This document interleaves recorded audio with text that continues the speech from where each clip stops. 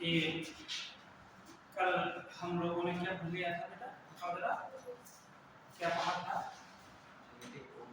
Genetic code था।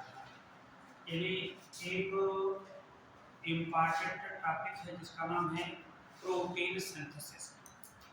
तो उस प्रोटीन सिंथेसिस में हम प्रोटीन का फॉर्मेशन करते हैं, प्रोटीन का निर्माण करते हैं।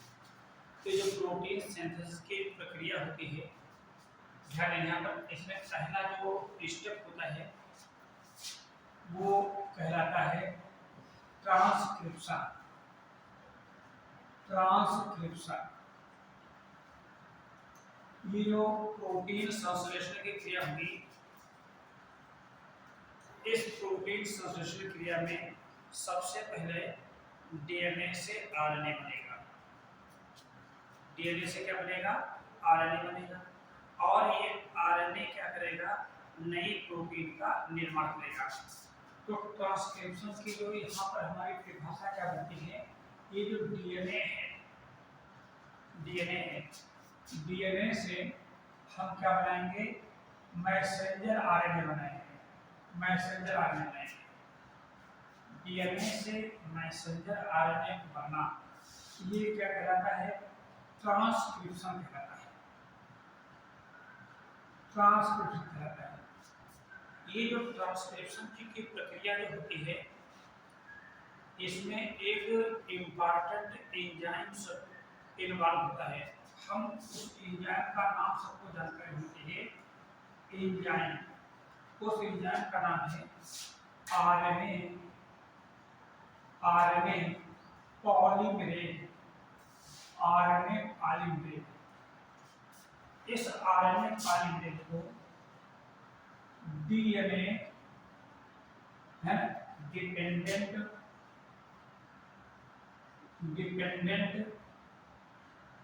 आरएनए पॉलीमरेज के नाम से भी जानते हैं। इसको कभी कभी डीएनए डायरेक्टेड आरएनए पॉलीमरेज के नाम से भी जानते हैं। आरएनए पॉलीमरेज से ही डीएनए का आरएनए, डीएनए से आरएनए बनता है। ये जो पॉलीमरेज एंजाइम होते हैं, डीएनए पॉलीमरेज, ये आरएनए पॉलीमरेज एंजाइम है, यहाँ पर ये हम सब लोगों ने पढ़ा है। ये 3 तरीके का होता है। आरएनए पॉलीमरेज क्या होता है? 3 प्रकार का होता है। ध्यान देंगे, यहाँ से क्वेश्चन हमारे बनते हैं। तो एक जो होता है उसको हम आरएनए पॉलीमरेज फर्स्ट कहते हैं। सेकंड जो है उसको हम आरएनए पॉलीमरेज सेकंड कहते हैं। और तीसरा होता है उसको हम आरएनए पॉलीमरेज, ये थर्ड कहते हैं। 3 प्रकार के आरएनए पॉलीमरेज होते हैं। ये जो आरएनए पॉलीमरेज फर्स्ट है, ये क्या करता है? यानी सिंथेसिस ऑफ आरआरएनए, आरआरएनए का निर्माण करता है। आरएनए पॉलीमरेज जो सेकंड है, ये क्या करता है? सिंथेसिस ऑफ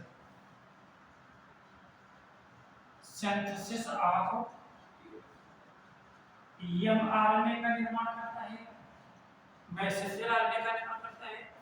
और आरएनए पॉलीमरेज थर्ड है, ये क्या करता है? ये सिंथेसिस ऑफ स्मॉल टीआरएनए, इसका निर्माण करता है। तो हमको ये पूछा जाए कि कौन सा पॉलीमरेज किस टाइप के आरएनए का निर्माण करता है, हम आसानी से हमको जानकारी होगी। ये जो ट्रांसक्रिप्शन की जो प्रोसेस हम पढ़ रहे हैं, ये कहाँ होते हैं? ये प्रोकैरियोटिक में, यूकैरियोटिक में दोनों होते हैं। पहले ट्रांसक्रिप्शन जो होती है,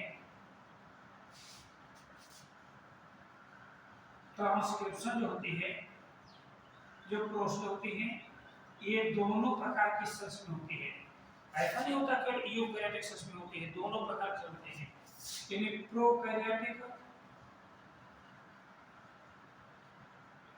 प्रोकैरियोटिक सेल्स में भी होती है और यूकैरियोटिक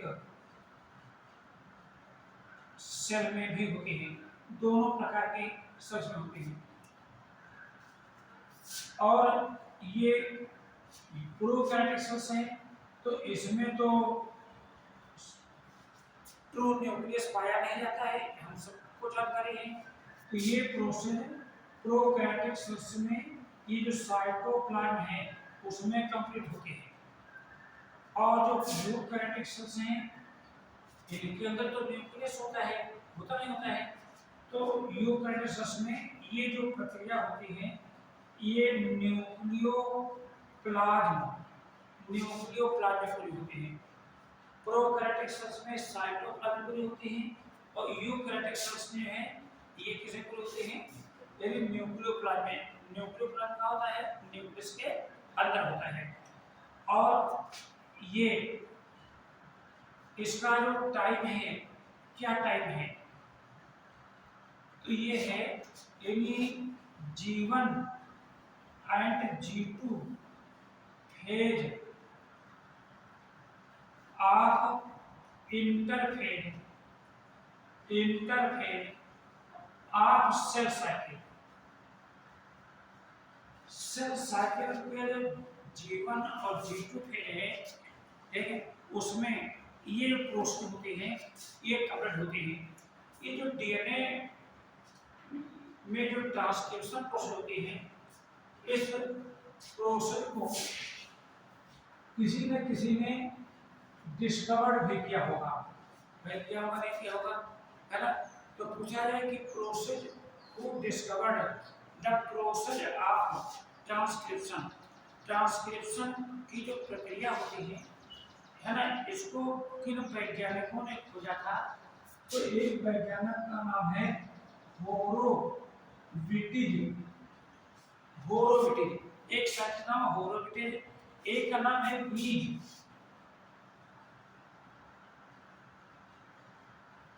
एक का नाम है बीज, एक ना, और एक का नाम है स्टीवेंस।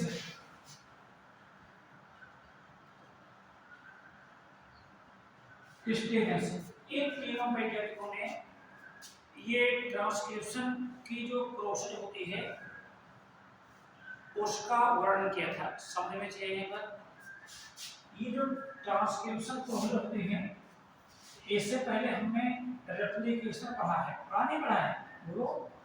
तो रेप्लिकेशन में हमने क्या पढ़ा है कि डीएनए के दोनों जो स्ट्रैंड होते हैं वो भाग लेते हैं। रेप्लिकेशन में हमने क्या बताया है कि डीएनए के दोनों स्ट्रैंड भाग लेते हैं। हर एक स्ट्रैंड पर नया डीएनए स्ट्रैंड बनता है। लेकिन ये जो ट्रांसक्रिप्शन की जो प्रोसेस होती है इसमें यानी ओनली वन स्ट्रैंड, केवल एक strand of DNA is participate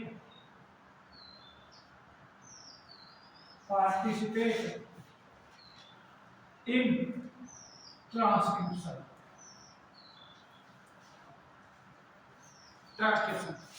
ये जो ट्रांसक्रिप्शन से क्या बनेगा? आरएनए बनेगा, मैसेंजर आरएनए बनेगा। तो जो मैसेंजर आरएनए बनेगा तो उसकी जो पोलैरिटी होती है, यानी polarity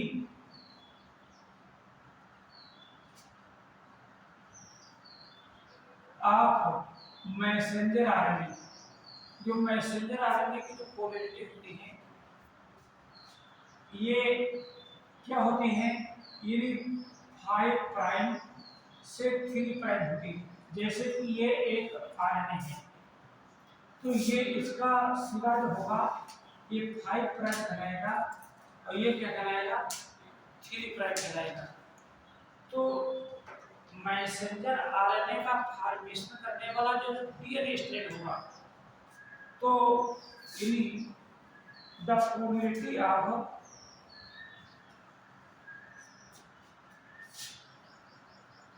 the polarity of DNA strand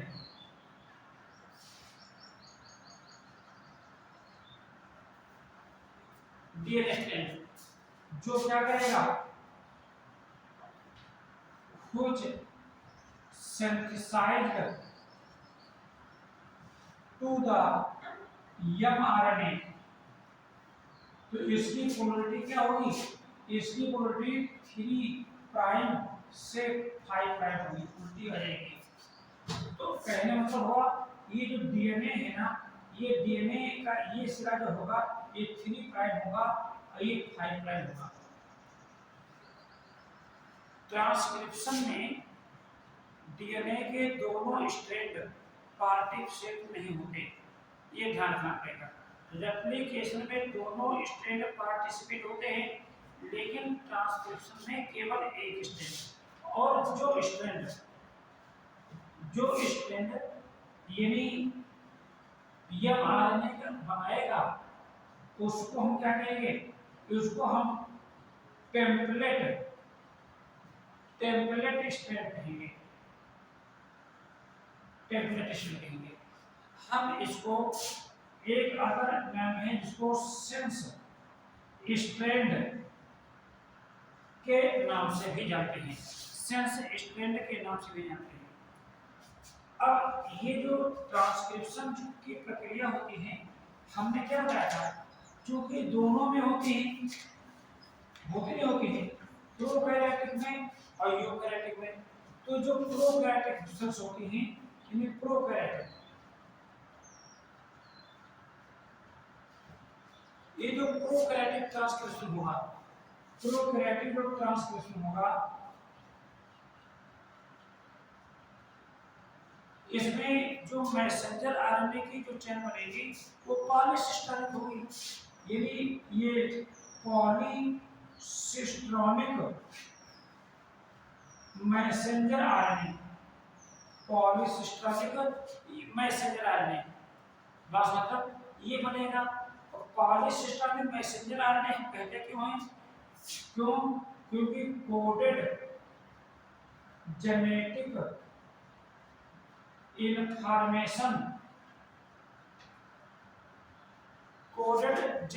information ठीक है मोर देन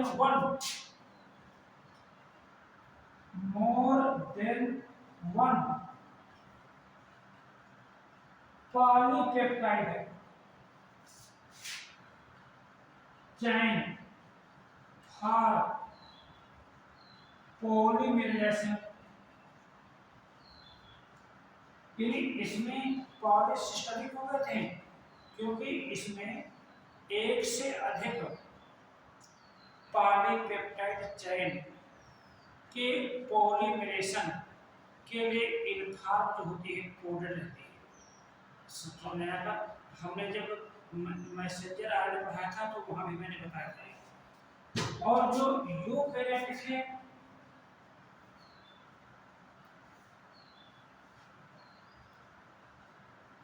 यूकैरियोटिक ट्रांसक्रिप्शन होता है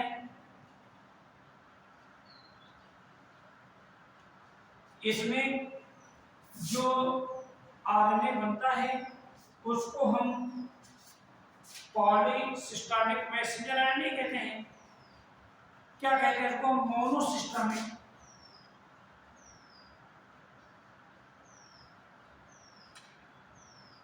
मैसेंजर आरएनए कहते हैं मोनोसिस्टोनिक मैसेंजर आरएनए कहते हैं। यानी केवल दोनों में डिफरेंस क्या है इसमें क्या है coded genetic information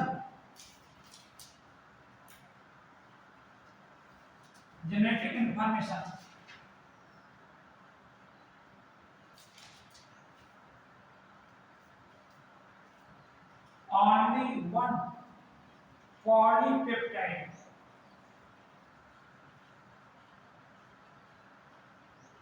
only one polypeptide chain for polymerization.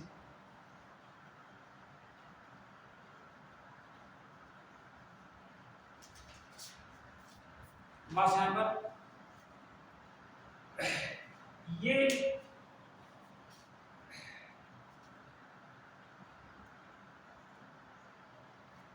जो ट्रांसक्रिप्शन की प्रोसेस होती है, जैसे डीएनए से जो आरएनए बनते हैं, तो हमने बताया कि 3 प्रकार के आरएनए पॉलीमरेज होते हैं। तो 3 प्रकार के आरएनए बनते हैं। एक आरएनए मैसेंजर आरएनए बनता है, दूसरा ट्रांसफर आरएनए बनता है, तीसरा राइबोसोमल आरएनए। तो इन तीनों प्रकार के आरएनए का प्रोटीन सिंथेसिस में क्या रोल है?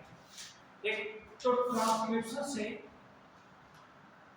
जो आरएनए बने, तो पहले प्रकार का आरएनए जो बना जैसे मैसेंजर आरएनए, तो ये क्या करता है?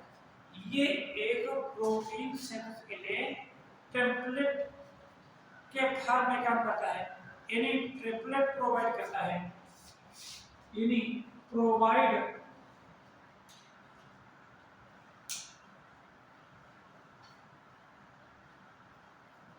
Template for protein synthesis. ये प्रोटीन सिंथेसिस के लिए ये टेम्पलेट जो होता है, ये क्या करता है? ये प्रोवाइड करता है टेम्पलेट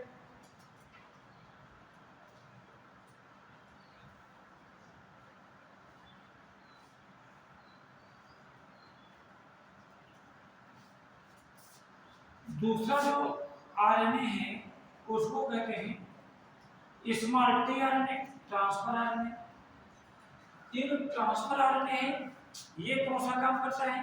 तो जो ट्रांसफर आरएनए होता है, ये ट्रांसफर्ड एक्टिवेटेड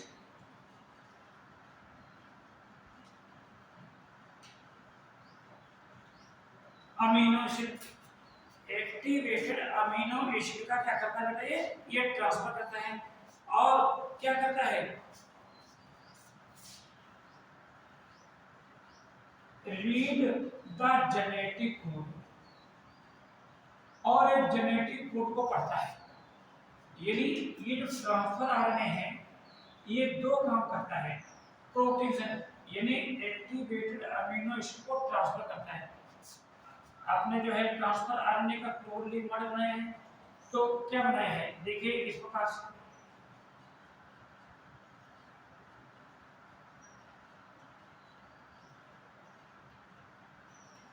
तो यहां पर ये एक्टिवेटेड अमीनो एसिड होता है, यहां पर एक्टिवेटेड, यहां पर amino side, amino acid attachment site होता है। तो एक्टिवेटेड अमीनो एसिड हम जुड़ता है, तो ये जो है एक्टिवेटेड अमीनो एसिड को ट्रांसफर करता है, और ये जेनेटिक जो कोड जो हमने कल बताए थे उनको रीड करने का कार्य करता है। और तीसरा प्रकार का जो आरएनए है, जिसको हम राइबोसोमल आरएनए कहते हैं, ये राइबोसोमल आरएनए, यानी राइबोसोमल आरएनए ये क्या करता है? Catalyse to the protein synthesis, protein synthesis की जो प्रक्रिया होती है, उस प्रक्रिया को ये क्या करता है? कैटालाइज करता है। ठीक है, तो यानी प्रोटीन सिंथेसिस, जिसको ट्रांसलेशन कहते हैं। प्रोटीन सिंथेसिस यानी क्या? ट्रांसलेशन। तो ट्रांसक्रिप्शन से मतलब मैसेंजर आरएनए किस एंजाइम द्वारा बना, ट्रांसफर आरएनए किस एंजाइम द्वारा बना, राइबोसोमल आरएनए किस एंजाइम द्वारा बना, और ये तीनों प्रकार के आरएनए जो होते हैं, ये कौन सी प्रोसेस को कंप्लीट करते हैं? अब ये जो ट्रांसक्रिप्शन की जो प्रक्रिया है, जो मैकेनिज्म है, ये 3 चरणों में पूरी होती है।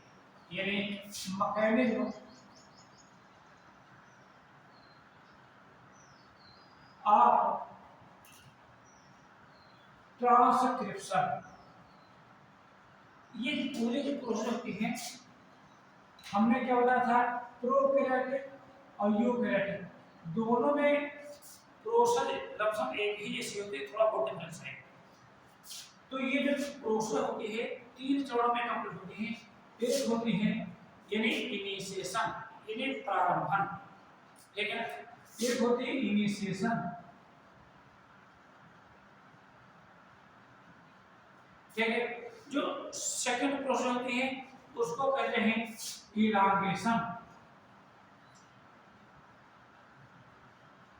और थर्ड प्रोसेस होती है उसको कहते हैं टर्मिनेशन।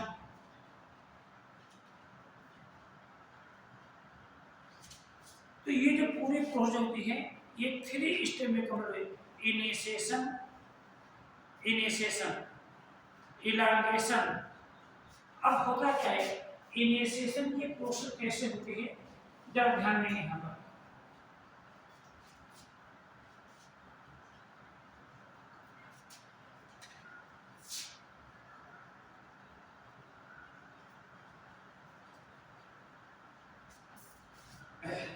जैसे मान लेते हैं, ध्यान यहाँ पर, ये एक स्ट्रैंड डीएनए का है, एक ये स्ट्रैंड डीएनए का है, बस यहाँ पर यहाँ से बनेगा। तो मान लेते इस स्ट्रैंड से बनेगा तो इसकी पोलैरिटी 3' और ये 5' है, ठीक है। और इसकी क्या है, 5' से ये क्या है, ये 3' है। समझ में चला गया यहाँ पर, ठीक। तो जो एक इम्पोर्टेंट एग्जाम्पल होता है जिसका भी हमने नाम जिक्र किया था, आरएनए पॉलीमरेज, ठीक है। तो जहां से प्रोसेस स्टार्ट होते हैं, यानी जिस स्टेट में जहां से ये प्रोसेस स्टार्ट हुई, मान लेते हैं यहां से स्टार्ट हुई, यहां से स्टार्ट हुई, यहां स्टार्ट हुई, तो इस पॉइंट को हम कहते क्या हैं, उसको कहते हैं प्रमोटर साइट। क्या कहेंगे, प्रमोटर साइट। कहने मतलब क्या हुआ, the process of the transcription it start at specific point of template strand of DNA, और उसको क्या कहते हैं, प्रमोटर साइट कहते हैं। क्या कहते हैं, प्रमोटर साइट कहते हैं। ये जो जैसे ही कहने मतलब हुआ आरएनए पॉलीमरेज जो हुआ, ठीक है ना, ये आरएनए पॉलीमरेज, मान लेते हैं ये आरएनए पॉलीमरेज एंजाइम है। ये क्या है, ये एक आरएनए पॉलीमरेज एंजाइम है, यहाँ पर पॉलीमरेज एंजाइम है। सेकंड ये तो काम करता है। जैसे ही ये कहाँ हुआ, प्रमोटर साइट से जुड़ा, कहाँ जुड़ा, ये प्रमोटर साइट से जुड़ा, तो ये जो ट्रांसक्रिप्शन की जो प्रोसेस होती है ये ऑटोमेटिक क्या हो जाते हैं, स्टार्ट हो जाती है, ठीक है। ये जो आरएनए पॉलीमरेज एंजाइम है ये 2 प्रमुख रूप से कार्य करता है। एक कार्य, ये जो आरएनए पॉलीमरेज एंजाइम यहाँ पर बनाया, यहाँ पर ये आरएनए पॉलीमरेज एंजाइम है, ये 2 काम करता है। एक काम यानी ये जो चैन बनेगी, चैन का इलांगेशन करेगा, चैन का इलांगेशन करेगा। चैन जो लंबी होगी ना, तो इसी एंजाइम की प्रेजेंस में होगी। और ये जो दूसरा एक काम होता है, ये ओपनिंग ऑफ डीएनए कॉइल है, ओपनिंग ऑफ डीएनए जो कॉइल है। भाई डीएनए हम जानते हैं किस कंडीशन में होता है, वो ऐसे तो होता है, बोलो भाई, होता नहीं होता है, ये कॉइल कंडीशन में है। तो ये दोनों स्ट्रेट कॉइल हैं, उनको ओपन करने का कार्य भी ये जो आरएनए पॉलीमरेज एंजाइम करता है। ये जो आरएनए पॉलीमरेज एंजाइम है ना, इसमें सीधे डायरेक्टली फॉर्म में इनिशिएशन करने की क्षमता नहीं होती, सीधे नहीं कर सकता है। तो होता क्या है, एक फैक्टर होता है बेटा जिसको कहते हैं सिग्मा फैक्टर। क्या कहते हैं? Sigma factor. तो यानी सिग्मा फैक्टर, ठीक है, यानी unites from RNA polymerase enzyme for short duration and starts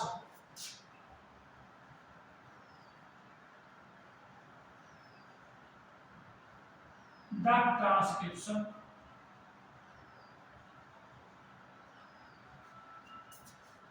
फिर से बात सुनिए यहाँ पर, ये भी एक फैक्टर होता है जिसको क्या कहते हैं? Sigma factor. तो ये जो सिग्मा फैक्टर है, सिग्मा फैक्टर है, ये एक ट्रांसक्रिप्शन के प्रोसेस को प्रारंभ करने वाला फैक्टर है। इसको हम इनिशिएशन फैक्टर कहते हैं। सिग्मा फैक्टर क्या है? एक इनिशिएशन फैक्टर है, ठीक है। सिग्मा फैक्टर क्या है?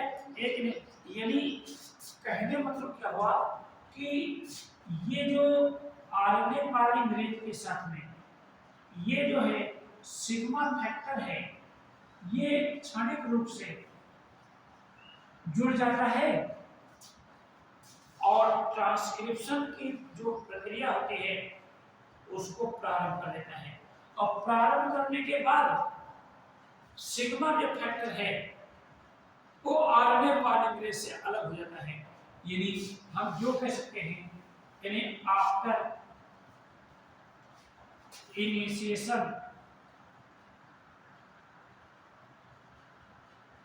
Of transcription,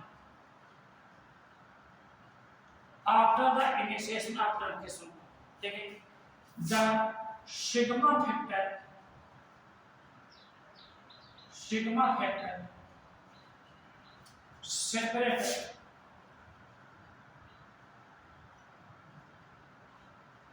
from RNA polymerase,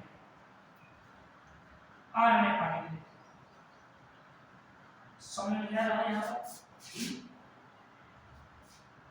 sigma factor RNA polymerase से जुड़ करके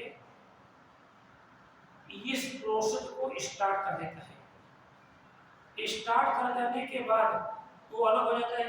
आपने देखा होगा कि जब हम इंजन चलाते हैं तो हत्था लगाते हैं, तो हत्था लगाने के बाद क्या हो जाता है? इंजन चल जाता है, और चलने के बाद क्या होता है?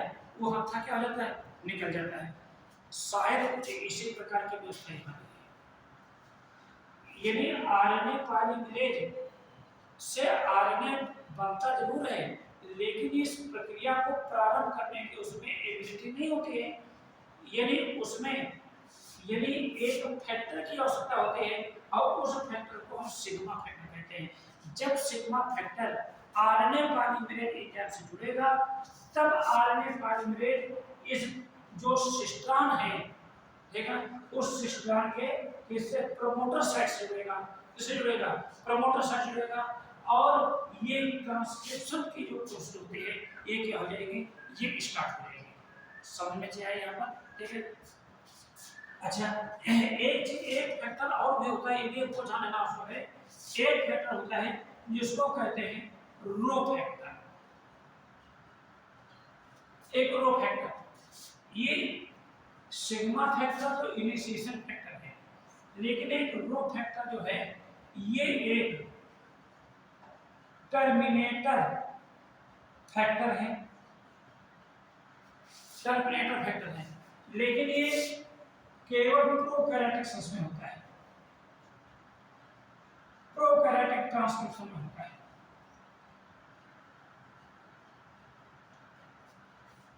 रो फैक्टर का काम क्या होता है? इस प्रक्रिया को समाप्त कर देना। सिग्मा फैक्टर का काम क्या होता है? इस प्रक्रिया को स्टार्ट कर देना। अब ये तो प्रारंभन हो गया ना यहाँ पर। इसके बाद जो सेकंड आता है जिसको कहते हैं चैन इलांगेशन। क्या कहते हैं? चैन इलांगेशन कहते हैं। तो ये जो चैन का इलांगेशन ये कैसे होगा? जरा ध्यान दीजिए यहाँ पर। अभी ये क्या कह था कि जैसे ही आरएनए पॉलीमरेज सिग्मा फैक्टर के साथ सिस्टोन के प्रमोटर साइट से जुड़ा है तो प्रक्रिया क्या हो जाती है? क्या बताया था? प्रारंभ हो जाती है। देख इसके बाद क्या हो जाता है? सिग्मा फैक्टर अलग हो जाता है। अब चैन इलांगेशन कैसे होगा? यानी चैन elongation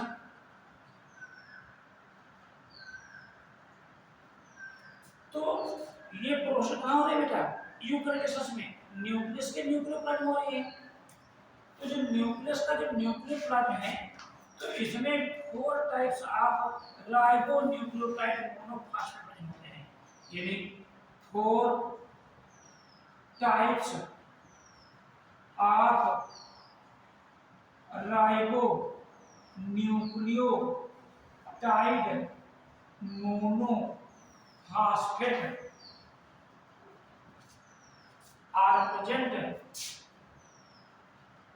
are present in the nucleoplasm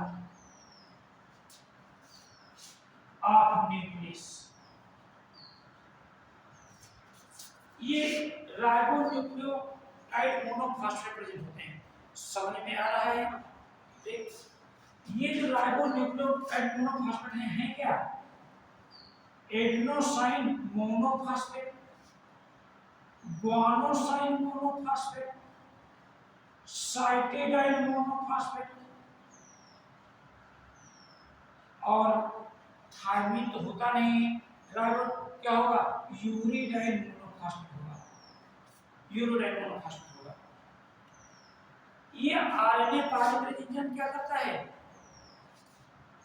in ribonucleotide monophosphate को यूनाइट करने का कार्य करता है, जोड़ता है। यानी कहने का मतलब क्या होता है? यानी RNA polymerase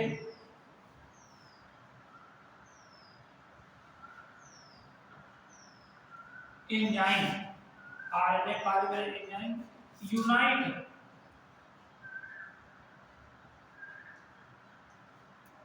from ribo nucleotide monophosphate है to forms RNA polynucleotide chain. Polynucleotide बन जाएगी।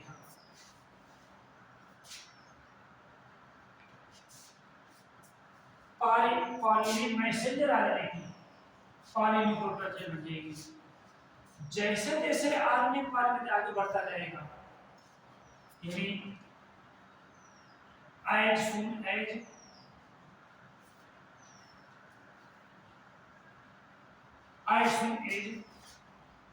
RNA polymerase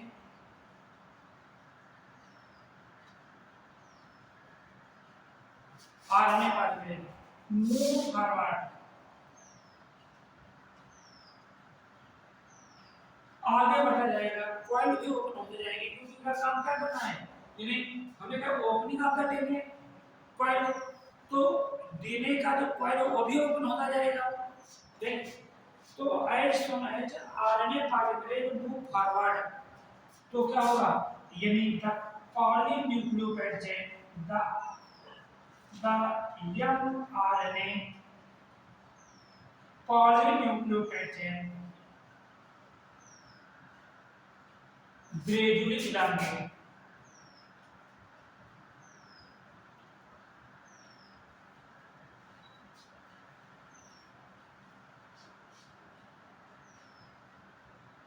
gradually elongate हमने कहा as soon as RNA polymerase move forward the RNA polynucleotide chain becomes gradually elongation, धीरे धीरे क्या आएगी, आगे बढ़ती रहेगी, समझ में चाहिए यहाँ पर, ठीक है।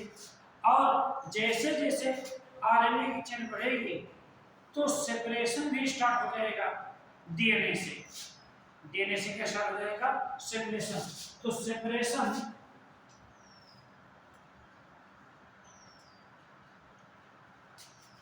Is also starts along with elongation of RNA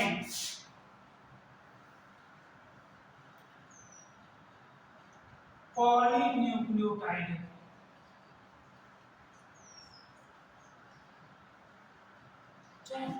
polynucleotide, जैसे जैसे हमने क्या बताया कि ये आगे बढ़ेगा, पीछे से ये जो आरएनए की चेन बनेगी, जैसे यहाँ पर ये, ठीक ना, ये इसका सेपरेशन भी स्टार्ट हो जाएगा यहाँ पर। ये जैसे मैसेंजर आरएनए की चेन बनी यहाँ पर, तो ये तो 5 प्राइम आएगा, आगे जो आएगा एक 3 प्राइम आ जाएगा यहाँ पर। ये सेपरेशन जो होगा ये भी स्टार्ट हो जाएगा। अब क्या होता है, इसके बाद तीसरा स्टेप आएगा, उसको कहते हैं टर्मिनेशन।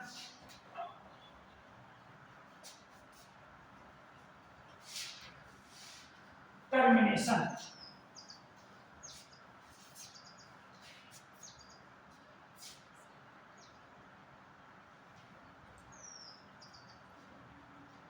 ये थर्ड स्टेप है। तो टर्मिनेशन में क्या होता है, ये जो सिस्टम का जो दूसरा सिरा होगा वहां पर टर्मिनेशन साइट होगा, जहां से प्रारंभ होगा उसको प्रमोटर साइट कहेंगे। डीएनए का जो खंड होगा, जहां से जो प्रारंभ होगा, तो जहां से प्रारंभ होगा उसको क्या कहेंगे हम, प्रमोटर साइट कहेंगे। तो जहां पर ये प्रक्रिया समाप्त होगी उसको क्या कहेंगे, टर्मिनेटर साइट कहेंगे।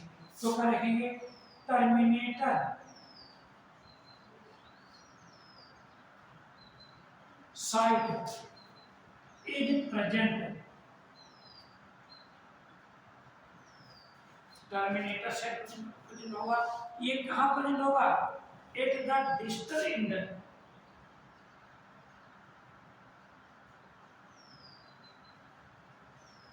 ऑफ सिस्टम, यानी डीएनए स्ट्रैंड बस यहाँ पर।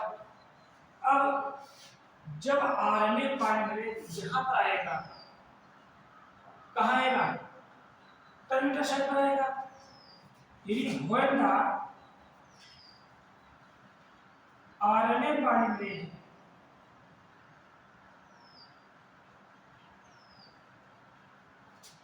comes at the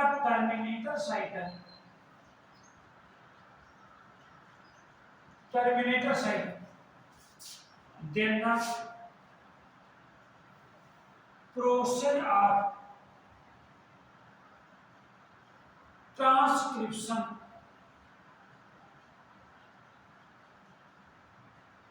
becomes inhibition, रुक जाएगी, बस यहाँ पर रुक जाएगी। और हमने क्या बताया था कि जो प्रोकैरियोटिक में, यानी इन प्रोकैरियोटिक, जैसे मान लीजिए ई कोलाई नामक बैक्टीरिया है, ये प्रोकैरियोट आएगा ना, इन प्रोकैरियोट क्या होता है, the rho factor is essential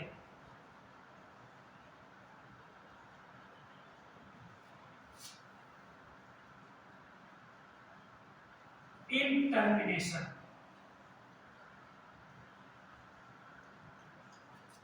यानी रो फैक्टर की क्या होगी, आवश्यकता होगी। रो फैक्टर क्या करेगा, ठीक ना, ये इस प्रोसेस को रो फैक्टर जो होगा, जैसे कि सिग्मा फैक्टर शॉर्ट ड्यूरेशन में जुड़ गया था ना आरएनए पॉलीमरेज के साथ में। तो उसी प्रकार से ये जो रो फैक्टर है ये किससे जुड़ जाएगा, ये क्षणिक रूप से आरएनए पॉलीमरेज के साथ ये जुड़ जाएगा और प्रक्रिया को समाप्त कर देगा। इसके बाद ये जो रो फैक्टर होगा ये भी आरएनए पॉलीमरेज से क्या हो जाएगा, ये अलग हो जाएगा। बात समझ आ रही है जो हमने बताया यहाँ पर। ये जो चैन बनी सेपरेशन से जो चैन बनी,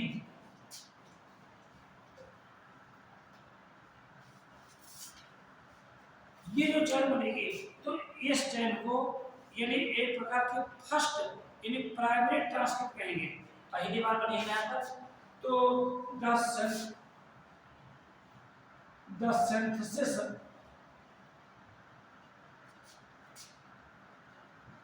ट्रांसक्रिप्ट ऑफ ये जो मैसेंजर आरएनए जो चैन होगी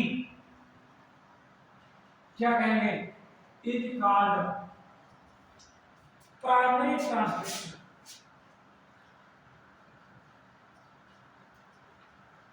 प्राइमरी ट्रांसक्रिप्शन। जब मैं आरएनए पढ़ा रहा था तो जो मैसेंजर आरएनए बना था तो उस मैसेंजर आरएनए की जो ट्रांसक्रिप्शन बनी थी, तो ये मैसेंजर आरएनए जो बनता है न्यूक्लियोटाइड में ये शुद्ध नहीं होता।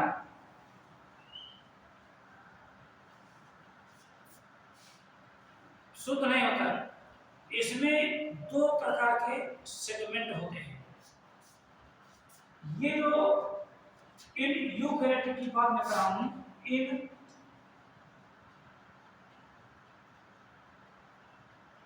यूकैरियोटिक्स ट्रांसक्रिप्शन,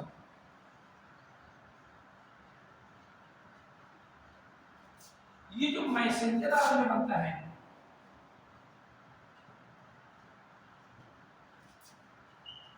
इस मैसेंजर आरएनए को क्या कहते हैं, एचएन आरएनए कहते हैं, हेटेरोजीनस आरएनए कहते हैं। यानी हेटेरोजीनस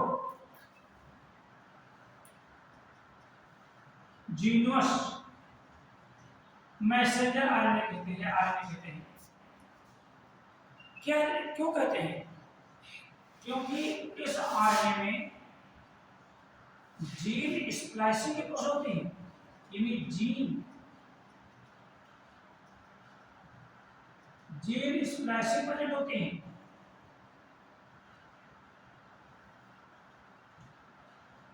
जीन स्प्लाइसिंग मतलब टू टाइप्स जीन प्रोजेक्ट होते हैं। जीन स्प्लाइसिंग का मतलब होता है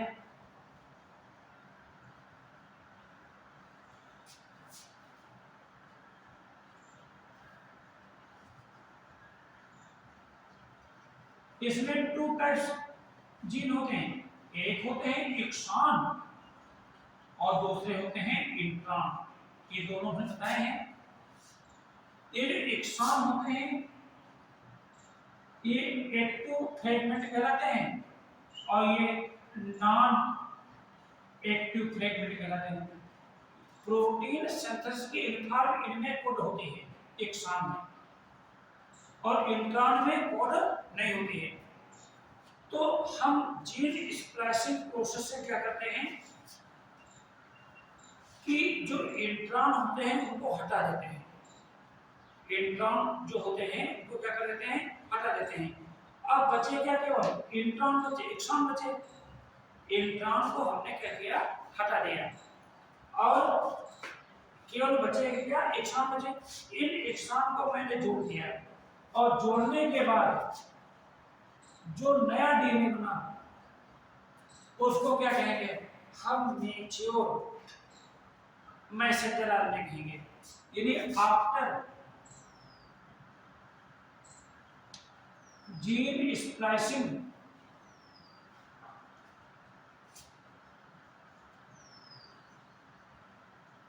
the mature messenger RNA is formed,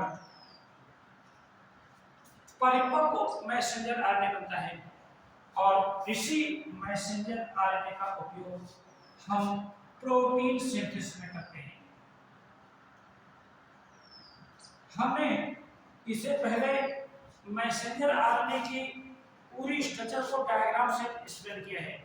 एक मैसेंजर आरएनए की स्ट्रक्चर में दो सिरे होते हैं। पहला सिरा जो होता है 5 प्राइम होता है, दूसरा सिरा 3 प्राइम होता है। 5 प्राइम पर है ना कैपिंग होती है, क्या होती है? कैपिंग होती है। और 3 प्राइम पर टेपिंग होती है। ध्यान आया यहाँ पर?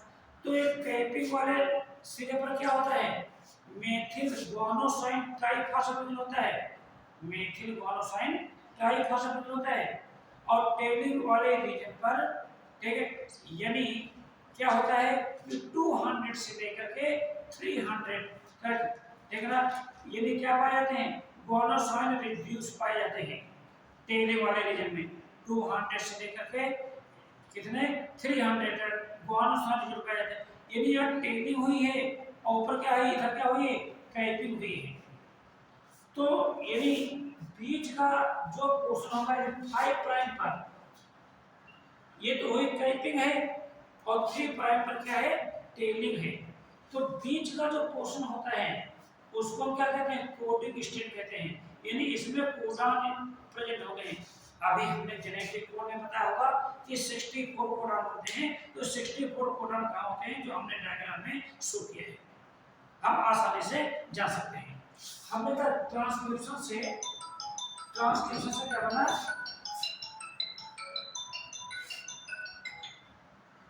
हेलो, हाँ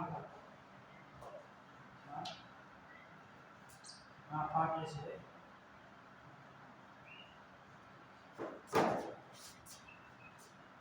बात यहाँ पर जो मैं बता रहा था कि जो ट्रांसक्रिप्ट बनी है ये मैच्योर नहीं है, इसका हमको प्रोसेसिंग कराना पड़ता है, यानी इसको प्योर करना पड़ता है। प्रोसेसिंग, जिसको भी हिंदी में संसाधन कहते हैं, संसाधन कहते हैं। तो हेट्रोजीनस जो आरएनए बना तो ये प्योर नहीं है, क्योंकि इसमें दो प्रकार के सेगमेंट हैं, एक है एक्सॉन और दूसरा क्या है? इंट्रॉन। तो प्रोटीन सिंथेसिस की जो इंट्रॉन है ये कहाँ कोडेड होते हैं? एक्सॉन में, और इसमें नहीं होते हैं। तो इंट्रॉन का हमारा कोई काम तो है नहीं, तो इंट्रॉन को हमको रिमूव करना पड़ेगा, इनको हमको हटाना पड़ेगा। एंजाइम की सहायता से काट करके अलग कर देंगे। राइबोन्यूक्लियस एंजाइम की सहायता से इनको काट करके हम इसको डाइजेस्ट करा देंगे, तो बच जाएंगे केवल क्या? एक्सॉन बच जाएंगे। और इन एक्सॉन को हम क्या करेंगे? यानी लिगेंड एंजाइम की हेल्प से आपस में जोड़ देंगे तो एक नया आरएनए बन जाएगा, जिसको मैच्योर आरएनए कहेंगे, मैच्योर मैसेंजर आरएनए कहेंगे। और इसी का उपयोग हम प्रोटीन सिंथेसिस में करेंगे। अब देखते हैं कि प्रोटीन सिंथेसिस की प्रोसेस होती कैसे है।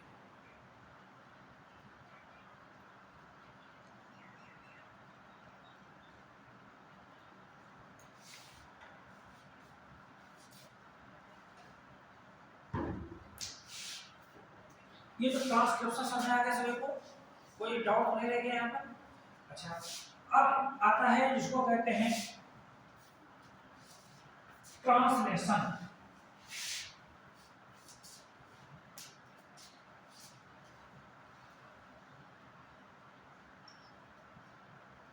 ट्रांसलेशन, ट्रांसलेशन का मतलब होता है अनुवाद, हिंदी में कहेंगे। हम यूं कह सकते हैं कि सिंथेसिस ऑफ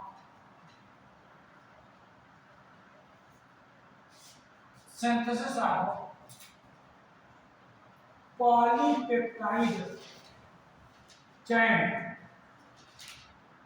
पॉलीपेप्टाइड चैन या फिर इसको कहते हैं प्रोटीन, यानी प्रोटीन का निर्माण करना। प्रोटीन का निर्माण करना। आरएनए में क्या होते हैं? कोडॉन होते हैं। आरएनए में क्या होते हैं? कोडॉन होते हैं। न्यूक्लियोटाइड सीक्वेंस होता है। तो इसकी एक जो परिभाषा बनती है, देखिए, यानी converts the sequence of nucleotides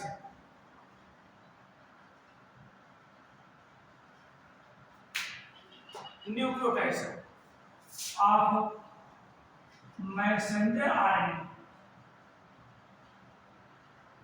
into sequence of amino acid messenger RNA में जो न्यूक्लियोटाइड सीक्वेंस होते हैं, उन सीक्वेंस के क्रम को हम मैसेंजर ये जो अमीनो एसिड मॉलिक्यूल होते हैं ना, तो उसमें कन्वर्ट कर देते हैं। बात समझ आ रही है ना? अनुवाद उसको हिंदी में कहते हैं। हिंदी से अंग्रेजी बनाना क्या कहलाएगा? ट्रांसलेशन। यही कहलाएगा ना। हम आरएनए के जो न्यूक्लियोटाइड हैं उनको हम अमीनो एसिड के न्यूक्लियोटाइड के सीक्वेंस में चेंज करेंगे।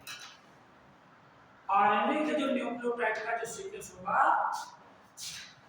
उसको हम अमीनो एसिड के सीक्वेंस, जो एक प्रोटीन बनती है, उस प्रोटीन में अमीनो एसिड के अणु एक निश्चित क्रम में लगे रहते हैं। अमीनो एसिड के अणु किस निश्चित क्रम में लगे रहेंगे, इनकी इनफॉर्म डीएनए के मॉलिक्यूल में प्रेजेंट होती है, डीएनए में प्रेजेंट होती है। तो हमको उसी क्रम में, तो डीएनए ने क्या किया? इस प्रोटीन सिंथेसिस की इन्फॉर्मेशन मैसेंजर आरएनए में कॉपी कर दी। अब मैसेंजर आरएनए में जो न्यूक्लियोटाइड का जो सीक्वेंस है उसको हमको अमीनो एसिड के सीक्वेंस में क्या करना है? कन्वर्ट करना है। यदि हम यूं कह सकते हैं, ये जो मैसेंजर आरएनए है, हम मैसेंजर आरएनए से प्रोटीन बनाएंगे। क्या बनाएंगे? मैसेंजर आरएनए है जो बना है ट्रांसक्रिप्शन द्वारा, इससे हम क्या बनाएंगे? प्रोटीन बनाएंगे। क्या बनाएंगे? प्रोटीन बनाएंगे। इसी को हम क्या कहेंगे? ट्रांसलेशन कहेंगे।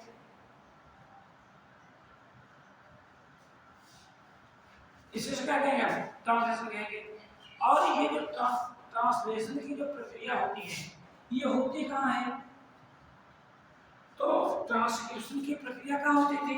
न्यूक्लियोप्लाज्म में होती थी, यही तो बताया था।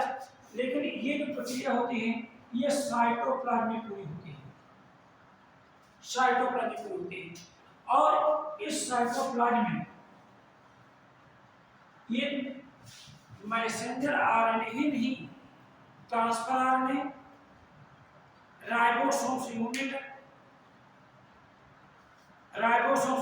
और अमीनो एसिड के मॉलिक्यूल्स, ये सब मिल करके इस प्रक्रिया को कंप्लीट करेंगे, ट्रांसलेशन की प्रक्रिया को। ये जो ट्रांसलेशन की जो प्रक्रिया होती है, वैसे तो ये मेन 3 स्टेप में पूरी होती है। इनिशिएशन, एलांगेशन और टर्मिनेशन उसी प्रकार से।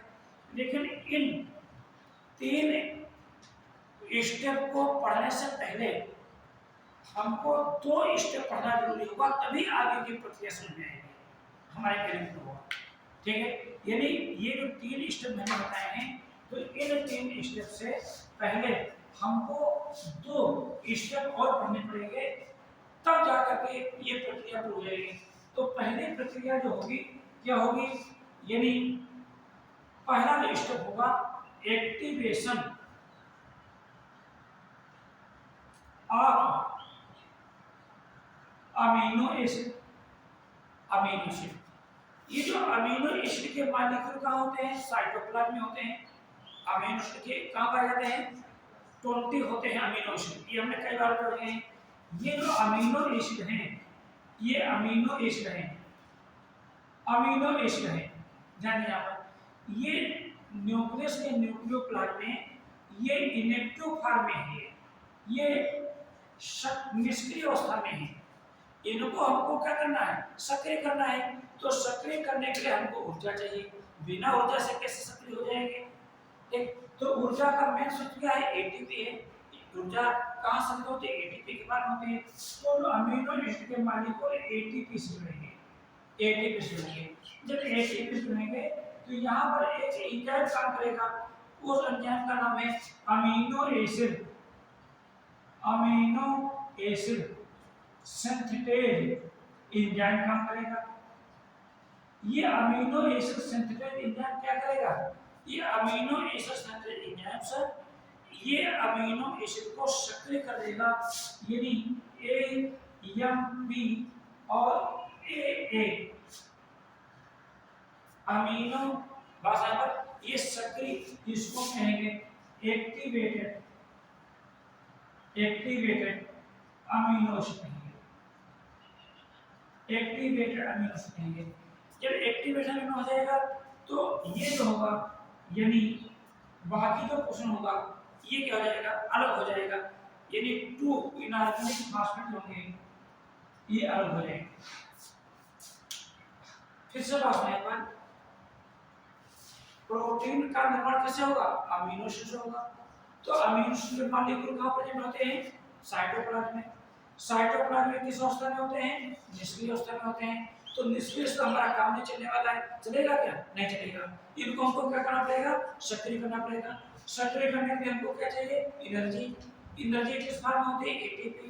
तो एटीपी से जुड़ जाएंगे और इसमें एक एंजाइम काम करेगा जिसका नाम है अमीनो एसिड सिंथेटेज, और जिससे ये जो है, जो निष्क्रिय अमीनो एसिड होंगे वो सक्रिय अमीनो एसिड में क्या हो जाएंगे, ये चेंज हो जाएंगे, ये बदल जाएंगे। चेंज में यहाँ पर एक चीज और यहाँ पर है, मैं नोट कर रहा हूँ, 20 अमीनो एसिड, ये हम सबको जानकारी पहले से है। A6 are present in cytoplasm. Cytoplasm में कितने अमीनो एसिड हैं, क्या 20 है। तो यदि तो कहने मतलब हुआ तो 20 amino acid synthetase enzymes are also present।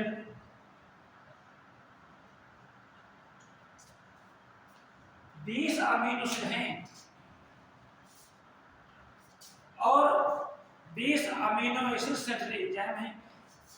एक अमीनो एसिड को सक्रिय करने के लिए अलग अलग अमीनो एसिड को सक्रिय करने के लिए अलग अलग अमीनो एसिड सिंथेटेज एंजाइम की आवश्यकता होती है। ऐसा नहीं होता है कि 20 अमीनो एसिड एक ही अमीनो एसिड सिंथेटेज एंजाइम द्वारा क्या हो जाए, सक्रिय हो जाए, ऐसा नहीं होता है। ये तो था पहला स्टेप। दूसरा जो स्टेप है, ध्यान दें यहाँ पर, जो एक बहुत ही महत्वपूर्ण है, ये जो दूसरा स्टेप है, formation of charge DNA. Formation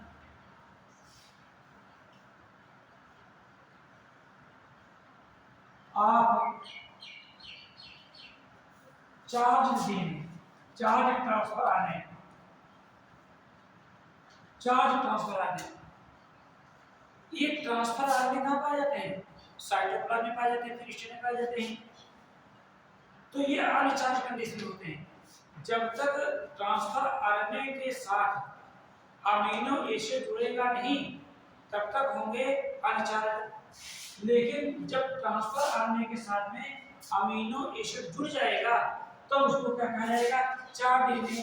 charge, इसको हम यानी लोडेड ट्रांसफर आरएनए के नाम से ले जा सकते हैं, लोडेड। एक ये कैसे होगा, ये जो ध्यान दें यहाँ पर, ये जो सक्रिय अमीनो एसिड है, सक्रिय अमीनो एसिड है यहाँ पर, ये क्या है, एक्टिवेटेड। ये जो अमीनो एसिड है ये जुड़ जाएंगे ट्रांसफर आरएनए से, ट्रांसफर आरएनए से जाएंगे, ठीक है। तो ट्रांसफर आरएनए से जुड़ने के लिए इन्हें ट्रांसफर आरएनए जुड़ जाएंगे एक एंजाइम के प्रेजेंस से। रिजल्ट क्या निकलेगा, ये जो ट्रांसफर आरएनए है ना,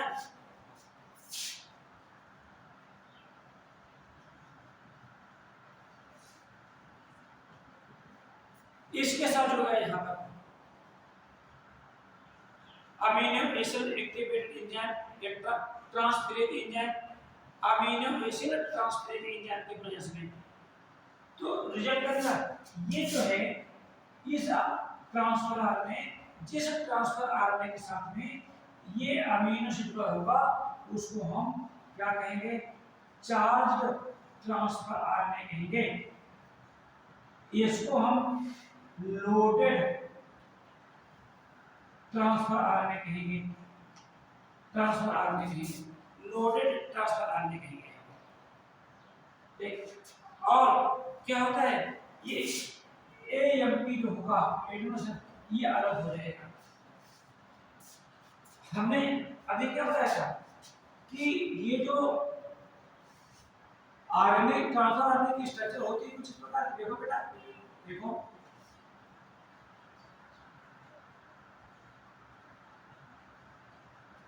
ऐसे होते ट्रांसफर आरएनए के चल।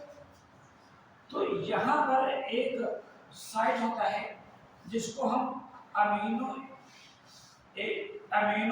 एसिड अटैचमेंट साइट कहते हैं। यहाँ पर 3 प्राइम एंड पर यहाँ पर जो OH ग्रुप होता है वो क्या करता है, वो अमीनो एसिड को क्या करता है, अटैच कर देता है। यानी जब ये अमीनो एसिड इससे अटैच हो गया तो ऐसे ट्रांसफर आरएनए को हम क्या कहेंगे, चार्ज ट्रांसफर आरएनए कहेंगे या लोडेड ट्रांसफर आरएनए कहेंगे। शायद इतनी चीज आप सबको समझ में आ गई होगी। देखें चार्ज में अब ये जो पूरी जो प्रोसेस होती है, हमने अभी क्या कहा था, ये 3 चरणों में संपन्न होती है। एक पहला चरण क्या होता है, पहला चरण होता है श्रृंखला प्रारंभ, दूसरा होता है श्रृंखला दीर्घीकरण, श्रृंखला समापन। तो जो फर्स्ट जो स्टेप है इसको कहते हैं चेन इनिशिएशन।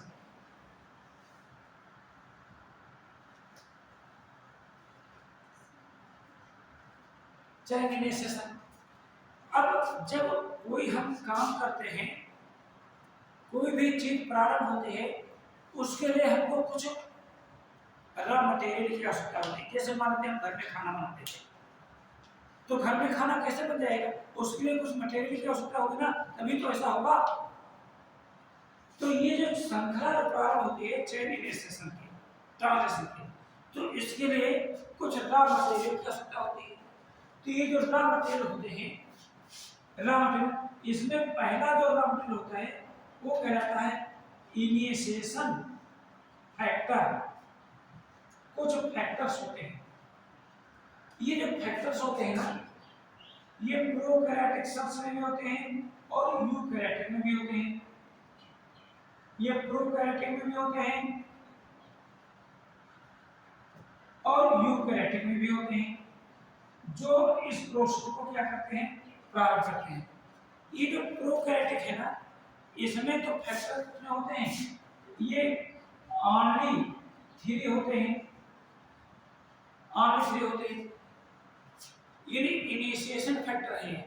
तो इनिशिएशन फैक्टर यानी इसको हम IF1, IF2, IF3 से लिखते हैं।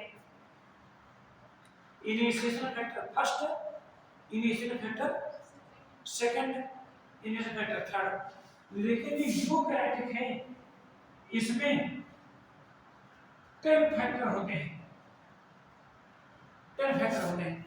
ये जो 10 फैक्टर होते हैं उनके नाम क्या हैं, तो यानी EIF1 ये पहला हो गया, E ये मतलब eukaryotic, E I F 2, E I F 3, E I F 4। ये क्या है? ये फैक्टर के नाम है।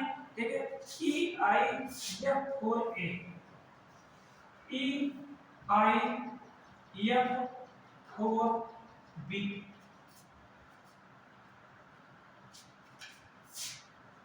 E I F 4 C. ये क्या है? फैक्टर के नाम है। ठीक है, ई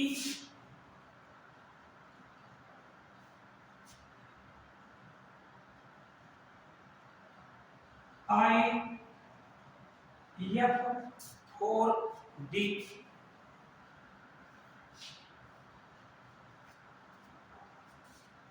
इसी प्रकार से E I F 4, E I F 4,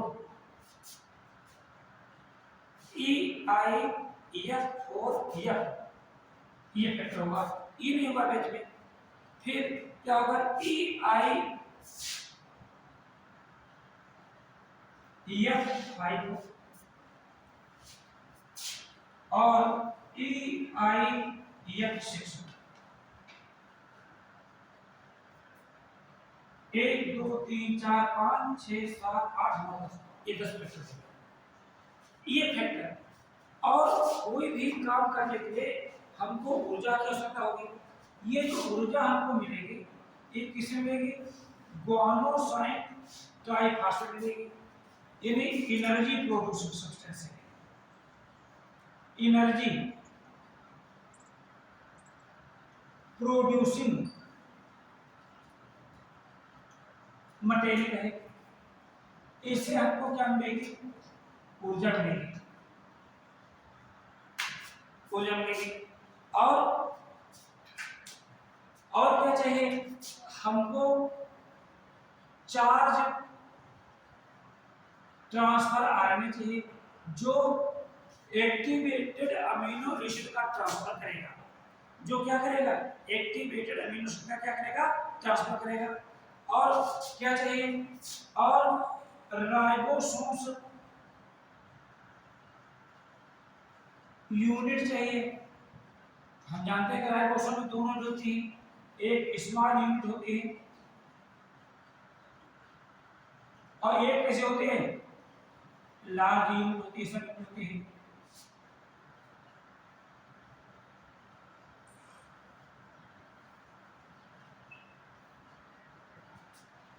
ribosome चाहिए और राइबोसोम के दोनों यूनिट को जोड़ने के लिए एमजी आयन की सांद्रता चाहिए।